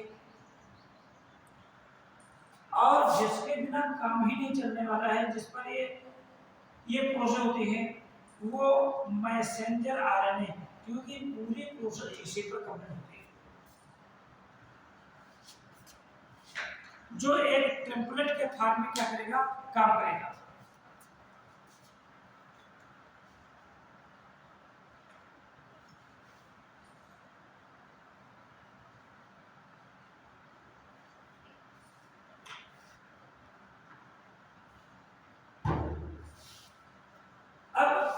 आखिर ये सब प्रोसेस जो मैं बता रहा हूं, जरा ध्यान नहीं देंगे तो चीज समझ नहीं आएगी। ठीक है,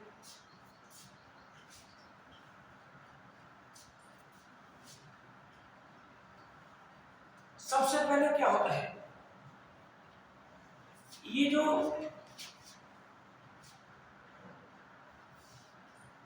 ये क्या है? Messenger RNA. ये इसका क्या है? 5 प्राइम है। ये क्या है? इसका है 3 प्राइम है। ये मैसेंजर आरएनए की चेन होने वाला है यहाँ पर। तो सबसे पहले होता क्या है कि जो राइबोसोम की जो छोटी सब यूनिट होती है, राइबोसोम की जो छोटी सब यूनिट होती है, जैसे माना कि यूकैरियोट्स 80 राइबोसोम होंगे, तो छोटे से मतलब 40 कहलाएंगे। ये जो छोटी सब यूनिट होती है, ये मैसेंजर आरएनए के जो 5 प्राइम है, इसको पहचानते हैं। बात क्या करते हैं, क्योंकि कुछ ऐसी व्यवस्था होती है जिसके कारण ये आसानी से क्या होते हैं, पहचानते हैं। ठीक है, तो होता क्या है, क्योंकि ये यूनिट जो होती है राइबोसोम में, तो इसमें एक प्रकार का आरएनए होता है जो को 18 टाइप का आरएनए कहते हैं, 18 टाइप का आरएनए कहते हैं। तो ये क्या है, ये एक कंप्लीमेंट्री है मैसेंजर आरएनए की। यहाँ पर जो कैपिंग पर जो मेथिल गुआनोसाइड ट्राइफॉस्फेट होता है, ठीक ना, उसके बिल्कुल क्या है, कंप्लीमेंट्रिटी है। बस यहाँ पर तो सबसे पहले क्या होता है कि राइबोसोम की जो स्मॉल सबयूनिट होती है, ये देखिए यहाँ पर आकर के जुड़ जाती है। ये क्या है, यानी ये स्मॉल सब यूनिट ऑफ राइबोसोम,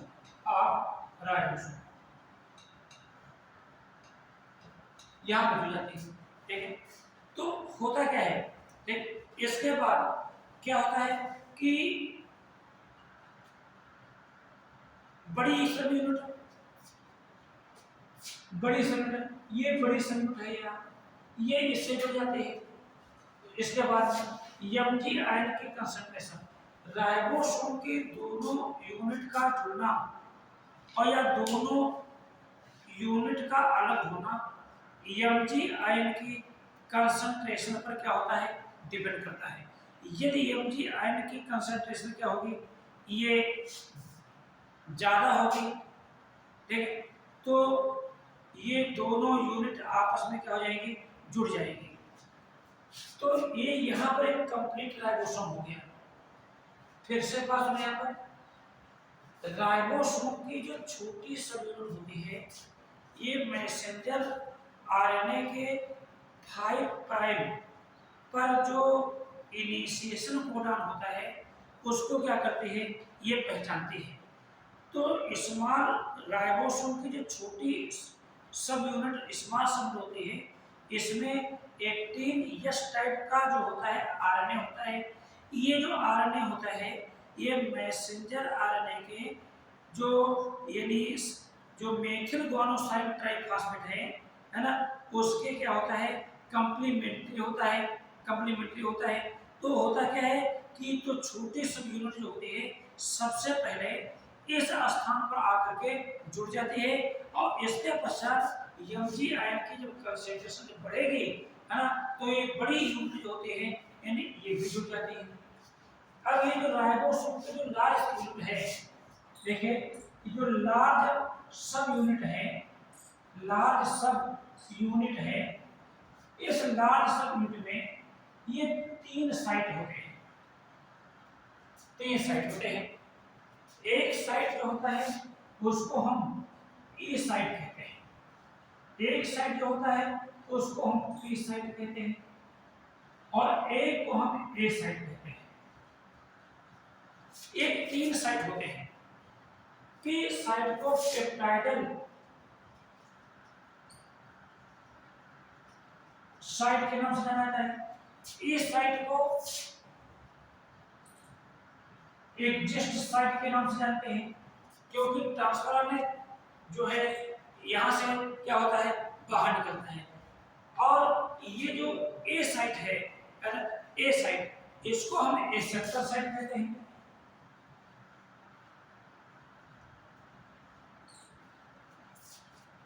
हम इन तीनों, ये जो साइट है, देखिए एक ये साइट है यहाँ, देखिए एक ये साइट है, एक ये साइट है, एक ये साइट है यहाँ पर, ये देखिए ये साइट है यहाँ पर। तो ये साइट पहला वाला साइट, ये पी साइट कहलाएगा, ये पी साइट है यहाँ पर, और ये क्या है, ए साइट है, और यहाँ से ये निकलेगा तो उसको हम ई साइट कहेंगे। चीज सुना यहाँ पर ये समझना बहुत जरूरी है। यहाँ पर एक बहुत इंपॉर्टेंट चीज हम यहाँ पर लिखे रहे हैं, जो आपको ध्यान रखना बहुत जरूरी है। ये जो first charge small T RNA always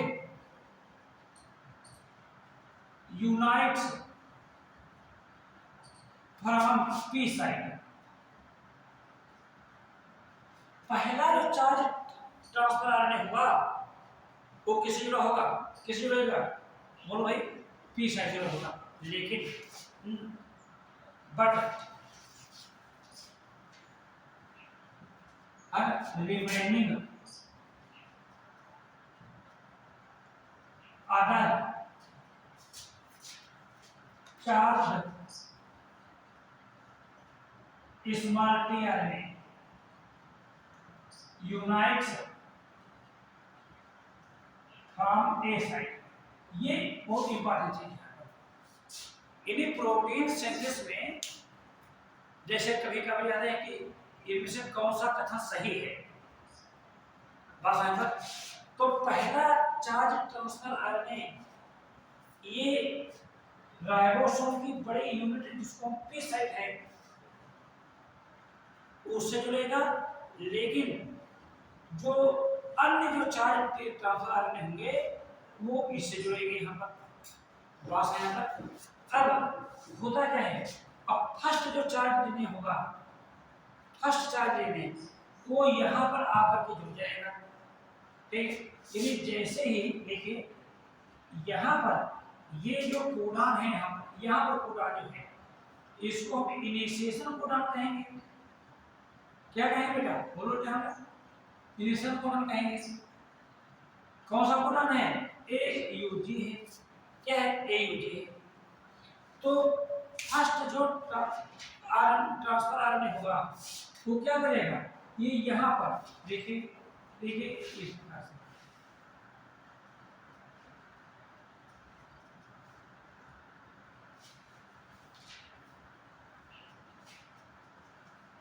ये ट्रांसफर आरएनए, ये पहला जो हुआ ये कोडान है यहाँ पर, ये तीन क्या है, ये कोडान है यहाँ पर, और ये क्या है, इसके एंटी कोडान है।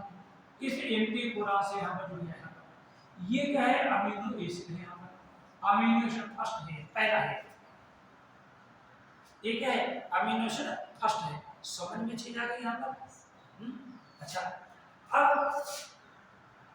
यदि जैसे ही देखिए ये बहुत ही सिस्टमैटिक तरीके से पढ़ाया जा रहा है, जो बुक्स में ऐसा नहीं लिखा हुआ है। जैसे ही पहला charge transfer RNA messenger RNA के फर्स्ट कोडान यानी इनिशिएशन कोडान से जुड़ता है, श्रृंखला की शुरुआत हो जाती है। बात श्रृंखला की शुरुआत हो जाती है। इतनी चीज समझे यहाँ पर, ठीक है। अब जो सेकंड स्टेप है हमारा, जिसको कहते हैं चैन इलांगेशन, चैन इलांगेशन। ये चैन इलांगेशन कैसे हुआ, यानी चैन, ये सेकंड पार्ट है बेटा, चैन इलांगेशन। श्रृंखला का दीर्घीकरण कैसे होगा, यानी तो श्रृंखला का दीर्घीकरण करने के लिए, यानी ये जो है ए साइट पर भी चार्ज ट्रांसफर आरएनए का आना जरूरी है। तो जैसे ही ये पहला जो चार्ज ट्रांसफर आरएनए ये फर्स्ट कोडॉन से जुड़ा, कैसे जुड़ा बेटा, बोलो, फर्स्ट कोडॉन से जुड़ा, ठीक है। तो क्या होता है, फर्स्ट श्रृंखला क्या हो गई, प्रारंभ हो गई, क्या हो गई, प्रारंभ हो गई। और दूसरा चार्ज ट्रांसफर आरएनए यहाँ पर, ये दूसरा जो वेट कर रहा है बाहर, ठीक, वो आकर के यहाँ पर वेट कर रहा है, वो क्या करता है, यहाँ पर एक दूसरे अमीनो एसिड, देखिए इस प्रकार से ये दूसरे अमीनो एसिड ए देखिए, इस दूसरे अमीनो एसिड को यहाँ पर क्या देता है, ये क्या करता है, ये लाता है, ये लाता है, ये सेकंड अमीनो एसिड है, ये आता है सेकंड अमीनो एसिड, ठीक है। अब इसमें दोनों साइड क्या हो गई, कंप्लीट हो गई, यानी श्रृंखला का दीर्घीकरण करने के लिए ये जो ए साइट है, ए साइट का कंप्लीट होना आवश्यक है।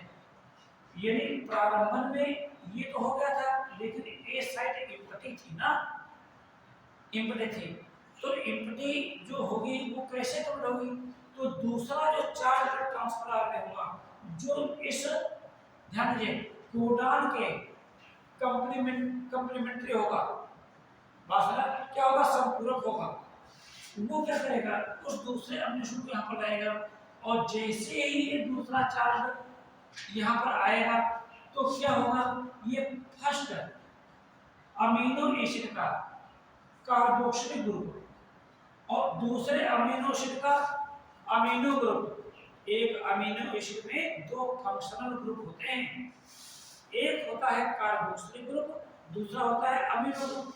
तो इस अमीनो एसिड, कौन से अमीनो एसिड, पहले अमीनो एसिड का कार्बोक्सिलिक ग्रुप और दूसरे अमीनो एसिड का अमीनो ग्रुप, ये आपस में एक बॉन्ड के थ्रू जुड़ जाते हैं, एक बॉन्ड बन जाएगा यहाँ पर, और इस बॉन्ड को हम जानते हो कौन सा बॉन्ड कहेंगे, इस बॉन्ड को हम पेप्टाइड बॉन्ड कहेंगे।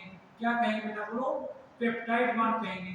ये पेप्टाइड बॉन्ड बन जाएगा, यहाँ पर पेप्टाइड बॉन्ड बन जाएगा,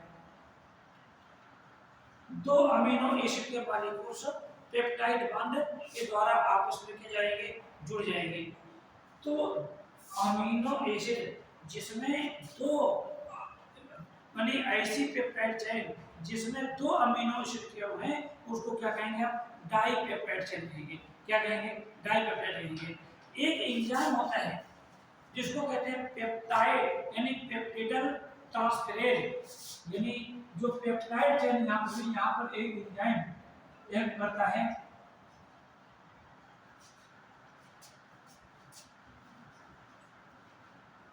पेप्टाइडल ट्रांसफेरेज, ये एंजाइम हेल्प करता है। यदि पूछा जाए कि पेप्टाइड चेन के निर्माण में निम्न में से कौन सा एंजाइम सहायता करता है, तो हम सब लोग क्या बताएंगे, बोलो भाई, पेप्टाइडल ट्रांसफर। और यानी 23S टाइप, 23S टाइप जो आरएनए है, ये भी ये पेप्टाइड बॉन्ड के फॉर्मेशन में क्या करता है, सहायता करता है। समझ में चाहिए यहाँ पर, ठीक है। अच्छा, ये दीर्घीकरण होगा यहाँ पर, ठीक है। ये अब क्या होता है, ध्यान दीजिए यहाँ पर, जब ये इसके बीच में बॉन्ड बन गया, इधर देखिए यहाँ पर, इसके बीच में बॉन्ड बन गया, तो ये जो ट्रांसफर आरएनए है, ये ई साइड से ये बाहर आ जाएगा, ई साइड से क्या हो जाएगा, बाहर आ जाएगा। देखिए कैसे, मान लेते हैं हमने यहाँ पर बनाया है, यहाँ पर देखिए, यहाँ से ये 5 प्राइम है, ये 3 प्राइम है, ठीक। यहाँ पर ये क्या है, देखिए ये कोडान हमने बनाए हैं, ये पहला कोडान है, ये दूसरा कोडान है, ये तीसरा कोडान है, ये चौथा कोडान है, ये पांचवा कोडान है, ये छठे कोडान है, ऐसे कोडान बनते हैं, सबसे कोडान बस यहाँ पर एक कोडान बनते हैं।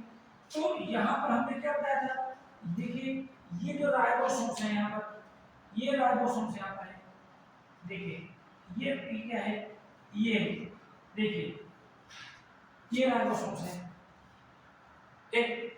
तो जब ये ट्रांसफर आरएनए इधर बाहर आ जाएगा तो क्या होगा, ये राइबोसोम्स जो होगा ये आगे की ओर बढ़ेगा, इस प्रकार आगे बढ़ेगा, आगे बढ़ेगा।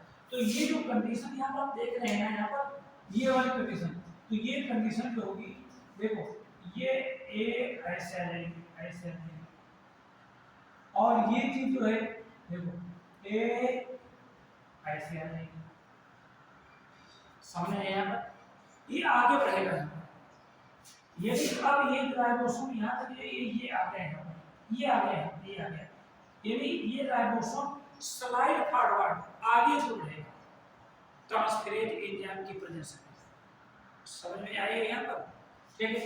अब ऐसी कंडीशंस में ये वाला जो ट्रांसफर आरएनए है जिसमें दो अमीनो एसिड है, वो यहाँ पर आ जाएगा, आएगा नहीं आएगा, पहले कहाँ था, देखिए पहले यहाँ था ना, सेकंड नंबर पर है, तो सेकंड नंबर पर है, साइड ही केवल चेंज हो गई यहाँ पर, हमने शुरू अभी बताया था कि पहला ट्रांसफर आरएनए ये जो है केवल है ना, पहला ट्रांसफर आरएनए किस साइड में होता है, पी साइड, बाकी सब ए साइड में जुड़ेंगे।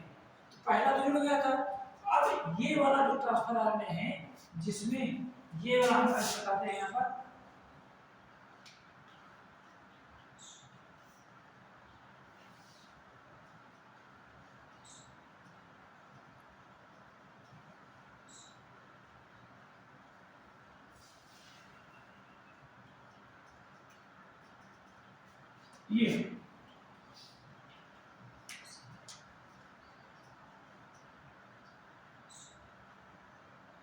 ये देखिए हम ऐसे बना सकते, ऊपर बना सकते, बांध में कोई खास बात नहीं है, ऐसे बना सकते, एक एक ऐसे बना सकते, ठीक है। अब तीसरा जो पेश कर रहा है वो आएगा तीसरे अपने शुरू देगा, देखिए यहाँ पर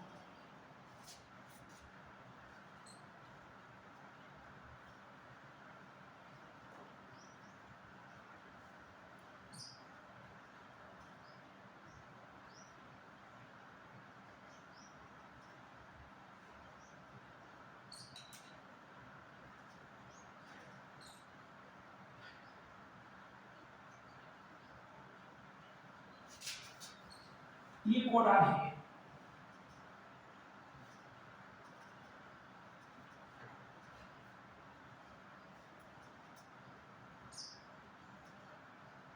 ये ट्रांसफर आ रहे हैं, देखो ये ट्रांसफर आ रहे हैं और इस ट्रांसफर आरएनए के साथ में ये दो अमीनो एसिड ये जुड़े हुए हैं, ठीक है। और ये क्या है, ये तीसरा ट्रांसफर आरएनए है। लेकिन हमने क्या था, जैसा कोडान होगा वैसे एंटी कोडान होगा।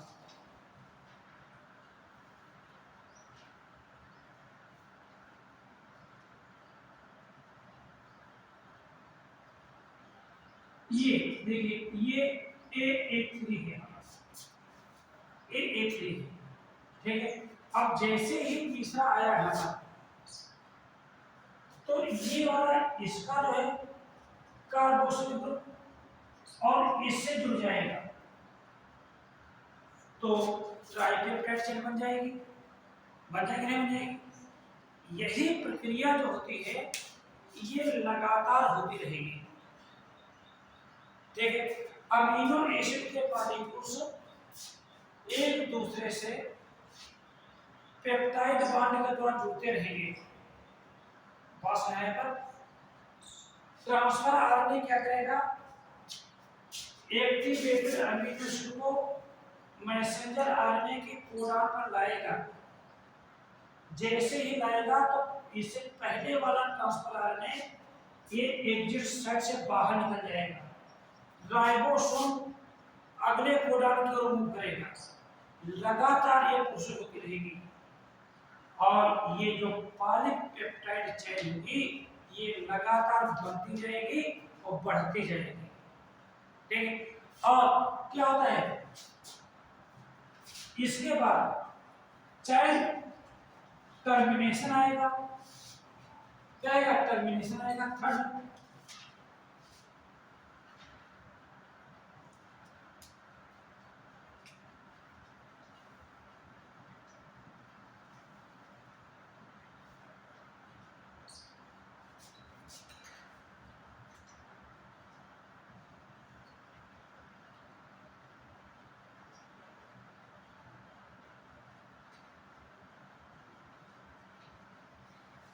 टर्मिनेशन ऑफ पॉलीपेप्टाइड, तो टर्मिनेशन हमने क्या बताया कि ये जो राइबोसोम्स है ये लगातार बढ़ता जाएगा और ये जो पॉलीपेप्टाइड चेन का दीर्घीकरण होता जाएगा। लेकिन ये राइबोसोम धीरे धीरे उस स्थान पर आएगा जहां पर एंटीकोडन होंगे। कहाँ आएंगे, एंटीकोडन होंगे। तो एंटीकोडन में टर्मिनेटर कोडन होंगे। प्रारंभ हुआ था इनिशिएशन कोडन से, समापन का होगा टर्मिनेटर कोडन में। तो टर्मिनेटर कोडन प्रेजेंट होंगे,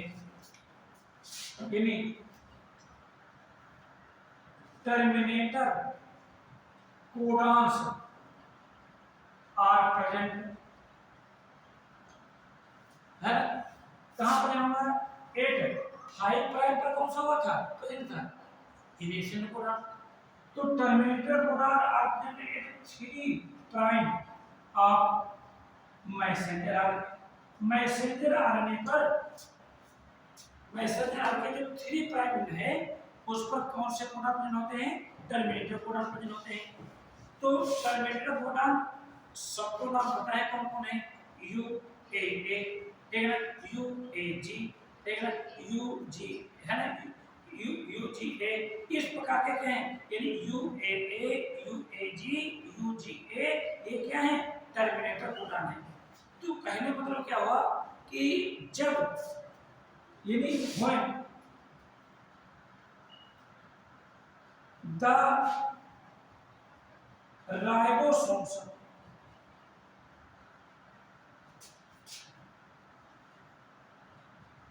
with polypeptide chain reaches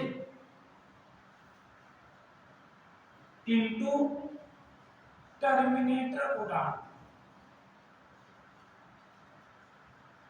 भाई टर्मिनेटर कोडॉन मतलब एक वो कोडॉन होंगे जो किसी भी अमीनो एसिड को कोडित नहीं करते हैं।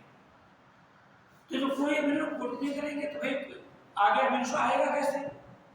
तो जब ribosome with polynucleotide chain reaches into terminator codon तो क्या रहेगा? Then the process becomes inhibits. ये प्रक्रिया जो होगी ये क्या हो जाएगी? ये वहीं पर रुक जाएगी, बस यहाँ पर क्या हो जाएगी? रुक जाएगी। और इस प्रक्रिया को समाप्त हो जाने के बाद ये जो बनी हुई पॉलीपेप्टाइड चेन होगी वो भी तो पृथक होगी। तो उस पॉलीपेप्टाइड चेन को ट्रांसफर आरएनए से आपको जुड़ी हुई है ना, इसको अलग करने के लिए कुछ फैक्टर्स की आवश्यकता होती है। बिना फैक्टर्स के काम नहीं चलेगा। तो यानी some releasing factors are essential for the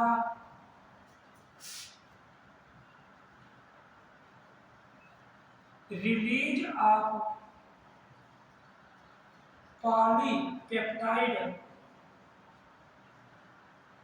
polypeptide chain from DNA from transfer RNA. तो ये जो फैक्टर्स हैं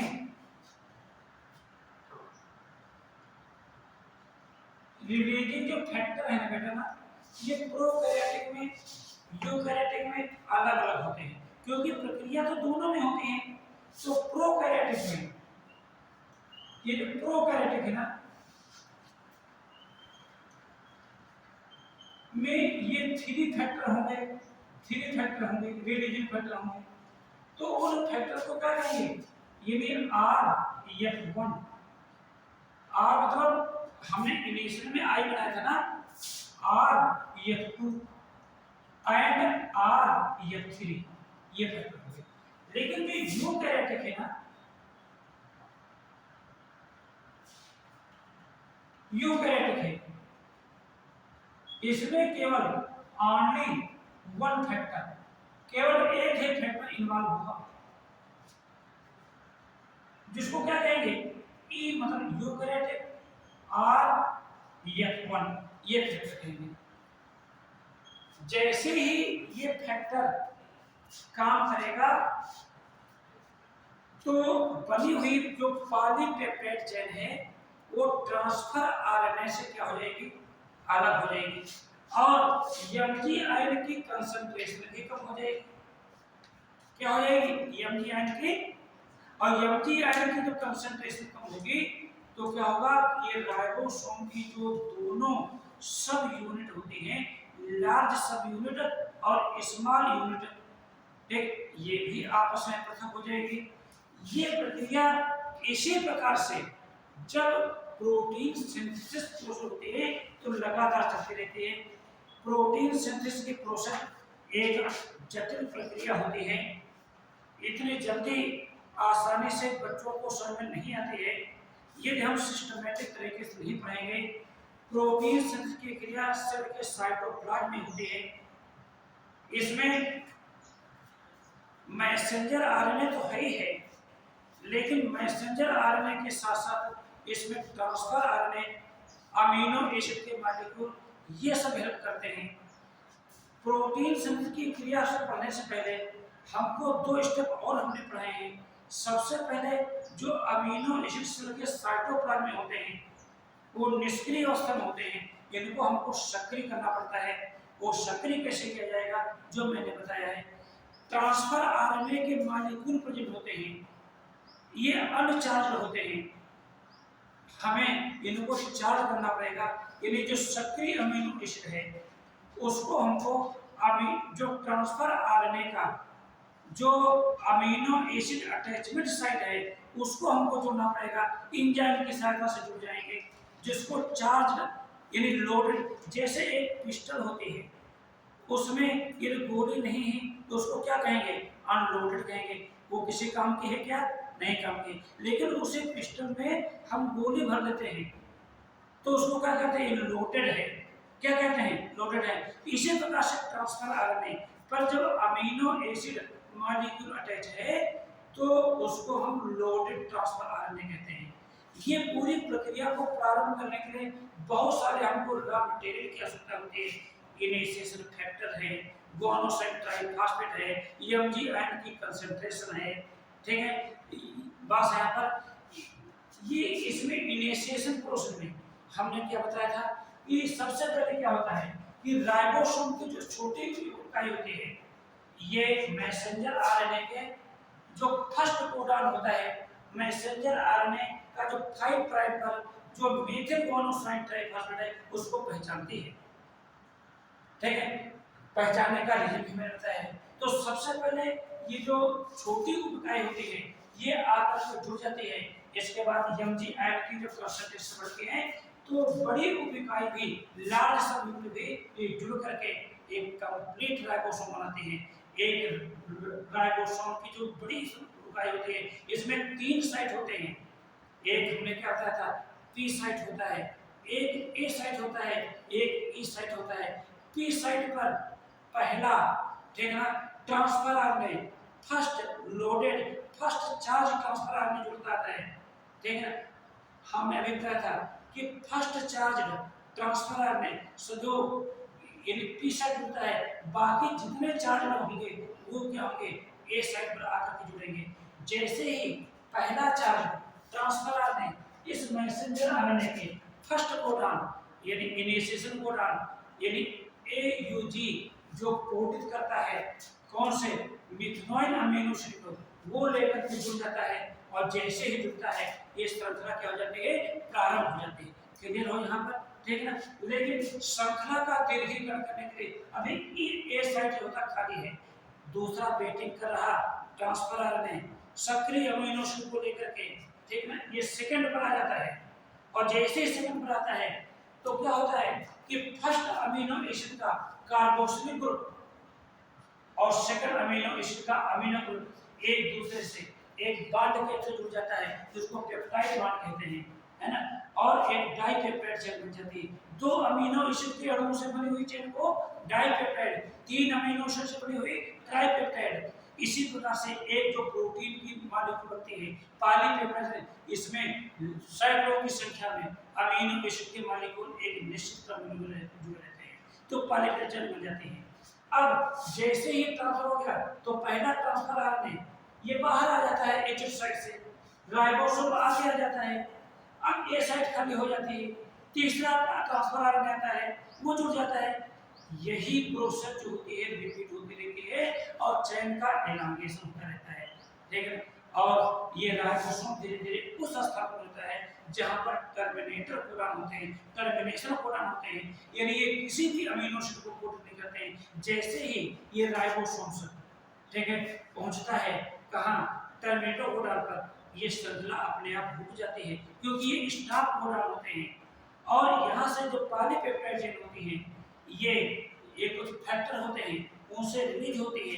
हमने यहाँ पर दिखाया है ये जो रिलीजिंग फैक्टर होते हैं प्रोकैरियोटिक में तो 3 होते हैं, लेकिन यूकैरियोटिक में कितने होते हैं, केवल 1 फैक्टर होता है। ये फैक्टर क्या करते हैं, इस पॉलीपेप्टाइड चेन को ट्रांसफर आरएनए से सेपरेट कर देते हैं। एमजी आयन की कंसंट्रेशन कम हो जाती है, राइबोसोम के दोनों सब यूनिट एक दूसरे से अलग हो जाते हैं। यही प्रोसेस के अंदर होते रहते, इसी को क्या कहते हैं, ट्रांसलेशन। ट्रांसलेशन का मतलब हिंदी में कहते हैं अनुवाद, जैसे हिंदी को अंग्रेजी हम क्या करते हैं, मैसेंजर आरएनए के न्यूक्लियोटाइड के सीक्वेंस को अमीनो एसिड के सीक्वेंस में चेंज कर देते हैं, ठीक है ना। मैसेंजर आरएनए के न्यूक्लियोटाइड के सीक्वेंस को अमीनो एसिड के सीक्वेंस में क्या करते हैं, चेंज कर देते हैं। इसी प्रक्रिया को क्या कहते हैं, ट्रांसलेशन कहते हैं। हमको लगता है कि समझ में चीज आ गई होगी, ठीक है। नेक्स्ट नंबर मैं आपको पढ़ाऊंगा कि जो बैक्टीरिया है प्रोकैरियोट्स, इसमें जीन एक्सप्रेशन कैसे होता है, जिसको हम लेट ओपेरल मॉडल कहते हैं, ठीक है।